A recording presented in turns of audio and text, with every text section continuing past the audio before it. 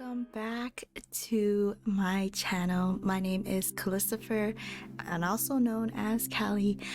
I am so glad for you guys to be back here on my channel. This is gonna be my second video. We'll be talking about the book called The Book of ICHIGO ICHIE, The Art of Making the Most of Every Moment the Japanese Way. I will start off by saying that life is a precious gift, and what truly matters isn't how many more years we might live, but what we will do with that time left. If we are brave enough to do what we love, every day could be the best day of our lives. And by being brave, that means letting go of things and people that do not align with your visions, with your values, and your passions. It signifies the courage it takes to prioritize your own personal and emotional well-being over maintaining relationships that no longer serve you. By making that decision to let go, you're sacrificing the comfort and familiarity of those relationships and situations in exchange for opportunity to surround yourself with individuals and environments that can uplift and support you on your journey. It can be really challenging and a painful process, but I can say that at the end, it allows you to create a space for any new connections that align with your aspirations and contribute positively to your personal growth. There is a quote that I read in this book that completely changed the way that I think about pouring into myself. If you are willing to work 8 hours a day for someone else's dream, you can spend 1 hour working on your own. And that totally blew my mind. And that is how you start inching towards working to have their dream life. I will be sharing an experience with you regarding this quote. You have to understand the conditions you are in right now. You have to accept that you put yourself in these situations, whether you like it or not, whether you're in control of it or not. Where you are right now is where you are meant to be. No matter how much you hate it here, it is for you to realize that it can get better from here on out. You know the saying that it doesn't happen like that. It doesn't happen overnight. It's a process of trial and error to live the life that you fantasize about. To know comfort is to be familiar with discomfort. To wanting your life to be as comfortable, as peaceful, you need to understand what is discomfort and what is chaotic. And you may need to work through that dirt before you can blossom in the sunshine. You will need to work your way out of your cocoon before you can spread your wings. You need to be so fed up, so sick, so tired of yourself being in whatever situation that you want to get out of, to be able to start inching towards living the way that you want to live. Going back to that quote, if you can spend 8 hours a day, 10 hours, 12 hours a day, working your whole day away, you can spend 1 hour in that gym or whatever your goal is. Well, one of my goals, one of many other people's goals is to go to the gym. And if you're going to the gym, you don't have to start with high intensity workouts because you're going to burn out faster, number one. Number two, you are going to dread getting yourself back into that workout, back into that gym the next day. And number three, you possibly may injure yourself, preventing any further progress from that day on. Do what is easiest for you first. You are just dipping your toes in. Do what's easiest for you first, even if it feels like nothing is working or you're not seeing any instant results within that week, month, 2 months, 3 months. Progress is still progress, even if it's really small. Strive to be 1% better every day, for in the small but consistent steps is where progress lies, the power to transform your life. It all starts with accepting where you are right now to give yourself grace to move forward and out I will say a quote from a man named Kobanchino Otogawa, who once said, "We must start simply with accepting ourselves, accepting who we are, valuing our worth, and recognizing the rarity of our own lives empowers us to take responsibility for how we use and manifest our potential." It's fascinating to think of all the untapped potential that exists within each and every one of us. One important aspect on our journey towards self-discovery and growth is learning to let go of negative emotions. There's another quote that goes, "Holding on to anger is like grasping a hot coal with the intent of throwing it at somebody else. You are the one that gets burned." Letting go of anger allows us to live in the present moment and free ourselves from the weight of the past. Think about it. The longer that you hold on to that burning coal of anger, the more it will consume you from within.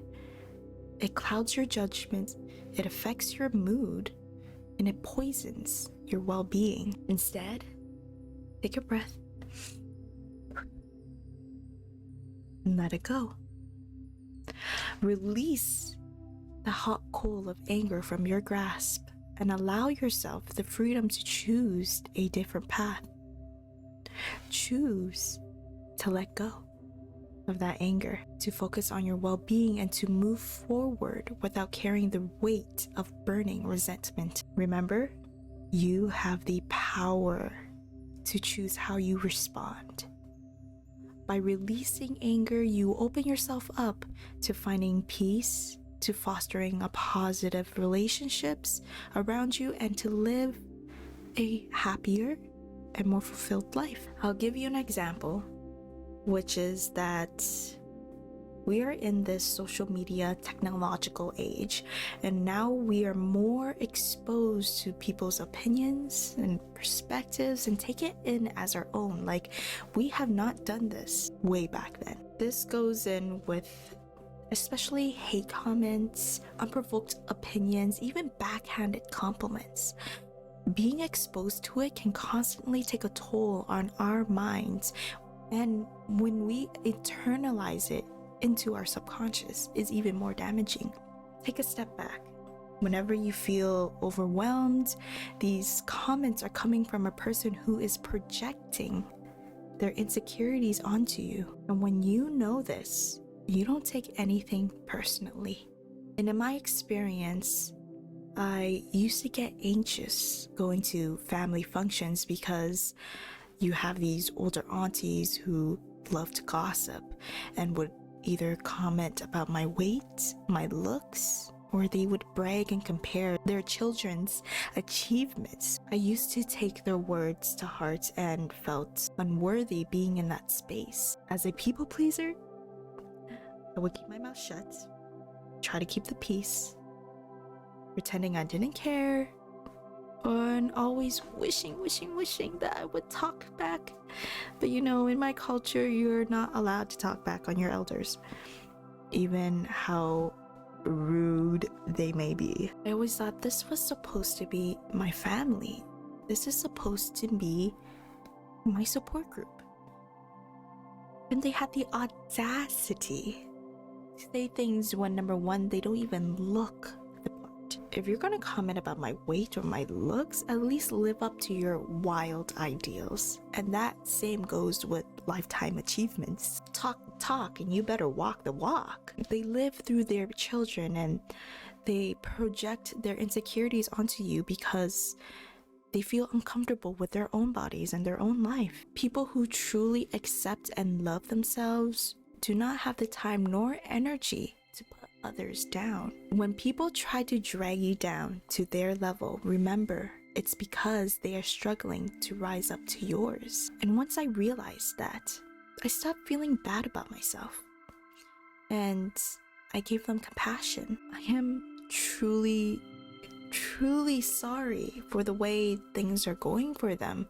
To be stuck in this position of a self-deprecation cycle that is so overwhelming to them that when someone shows up with their own insecurities, for example, let's say their weight, if somebody is larger or smaller than their ideal weight, they feel the need to burst out those comments to others. I see it as a cry for help, that they will never accept anyone, not even themselves, that isn't up to par with their fantasy ideas. Anyone who is in a secured, loving relationship with themselves will not pour energy into making sure you know that they put you down. They care about your well-being. They will talk to you with compassion, open-mindedness, and love you presently.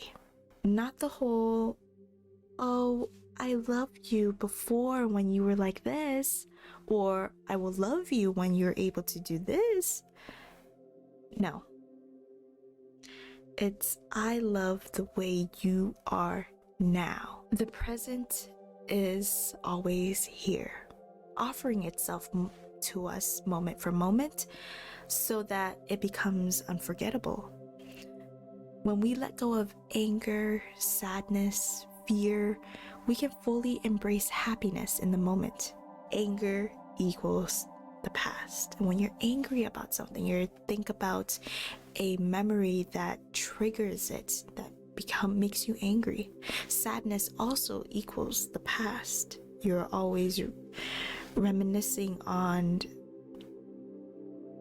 past occurrences that had either made you sad or you missed it. Fear equals the future. Whether you're worrying about something that's going to happen, you're anxious if this scenario that didn't happen yet will possibly happen. But happiness resides in the present. Passion is a powerful catalyst for finding Zen in our everyday lives. As we dedicate ourselves passionately to what we love, we discover a sense of purpose and fulfillment that infuses each moment with meaning. It's important to know that there is an old master who spoke of not making the mind blank during meditation, but rather not thinking. By letting go attachment of every passing thought that goes through your head, we cultivate a sense of presence and engage fully with every sensation that's going into our bodies, experiencing the present moments with clarity. Now I will transition into the 8 Zen lessons that I have learned when reading through this book. Number 1 is to just sit still and see what happens. Simply embrace the moment with no further ambitions than this. And I have applied this to my life recently, where it's just sitting back and observing the things that are happening in front of you. And when I did this, I noticed how much I have either put up with, how much I have dismissed that is not okay with me, and how much love and appreciation that I did not fully embrace. The things that people are doing, the things that I saw people were doing, things that I hear people are doing, just sitting back and relaxing and being in the present moment really changed the way that I interact with the people around me. The second Zen lesson is savor this moment as if it was your last breath. The best moments of your life are always this one. And I've applied it more in every meeting that I have with friends, with family. I treat each moment as if it was my last moment with them. It definitely changed the way that I spoke to them, the conversations that we were having, and the overall energy that we have cultivated between either me and a person or me and a group. It has totally evolved and deepened my already existing relationships, whether it be we have been friends for over a decade or we have been recently just met up to become friends in the future. I feel myself feeling more fulfilled in making meaningful relationships rather than trying to follow everybody and with small talk and superficial conversations that don't really take us anywhere. It truly makes me value the time that people give to me, and it is an honor to be in their presence as it is an honor for them to be in mine. Number 3 of the 8 Zen lessons is to avoid distractions. A quote that says, "A hunter who takes on 2 prey at once will kill none." Do one thing at a time as if it was the most important thing in the entire world. It has definitely changed my attention to focused work, that I used to multitask a lot. I noticed that when I dedicate all of my energy, my time, and attention into one task, that it can honestly be done in a shorter amount of time than I expected, leaving me to have more time to spend on other things that I do enjoy. Number 4 is free yourself from everything that isn't essential. Every day, whenever you feel overburdened, ask yourself, what can I let go of? Especially now that we are kind of removing ourselves from the hustle and grind culture and redefining what productivity means to us as a society. Having your whole schedule be filled to the brim with a lot of things that aren't essential to our well-being. So always ask yourself, what is one thing that I can let go of that may cause me more stress, that may cause me more of a mental load? And what can I let go of today that I can give myself more time to do things that I want to do, that fulfills me? Number 5 is be your own friend. You are a miracle. There has never nor will ever be someone like you. And I know how cheesy that sounds, but it's so true. Because if you think about the odds of you being in this body, in this moment, in this situation right now, there are billions of odds against you for you to be born as a human being onto this earth, on this planet, in this dimension, in this multiverse. You are here right now, and that is already a miracle. That should make you feel like, wow, I am the coolest. I want to be my own friend, because who wouldn't want to be my friend? Number 6 is celebrate imperfection. Each failure is a sign that you should take a different path, because when one door closes, another one opens. Imperfection is what makes you unique and what makes you you. And I'd say if we're all the same, it's kind of robotic. You know, it doesn't make life as exciting without everybody being different with each other. And we are so unique, so different, that it comes down to our fingerprints of how different we are. And we should celebrate that in every way that we can. Number 7 is to practice compassion. Each person acts according to their own moments of personal growth, and they are doing the best that they can with what they have. Number 8 is let go of any expectations. Making predictions, waiting for things to happen is a guaranteed way to kill the moment. Expectations are like the wrapping that prevents us from seeing the gift. And once we free ourselves from them, the present offers itself to us in all of its splendor. If fear equals the future, you cannot be stuck in the future that hasn't even happened yet, because now when you're ruminating over what's going to happen in the future, you are already missing what's already happening in the present. Because when you're in the future, you're planning about all these things of what you're going to say when somebody says this to me, or what am I going to do when this happens? How should I prepare myself when this happens? All that time that when that situation actually does happen, all that time that you're living in the future, you are not focusing on what's more important, is that you are here in the present. And let's say that it never does even happen. You have already wasted so much of your precious present time thinking about things that weren't even going to happen anyways. So let go of expectations. Embrace each day with the intention to live fully and passionately, making the most of the time that we have left on this earth. And I will tell you, it's a pretty short time. Let go of negativity, accept yourself, and value the preciousness that is your life. The responsibility for shaping your destiny relies within your mind. Thank you for joining me today on my channel. My name is Kaliscipher, also known as Callie. If you have enjoyed this episode, please subscribe.